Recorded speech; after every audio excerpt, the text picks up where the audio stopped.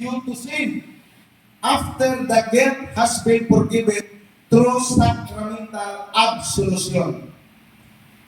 There are two types of indulgence, partial and plenary indulgence. Karon, alin na sa mga pagpaparando? Ang indulhensya ni kuno, panghimayan sa resulta o epekto sa nabuhat natong sala. Restoration to the damaged property. Panghimayan. But before that, imanan ng pag-ayo, arita sa pagtulungan sa pagsibahan,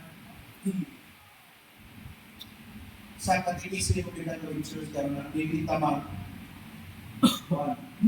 Kaya kami naman, imagino na to, ano lang, mali, ano lang nga sa doon. Tugutin na lang ka. Na? Nanakbitra. Naay gitawag ko, Nanakbitra. musimba sa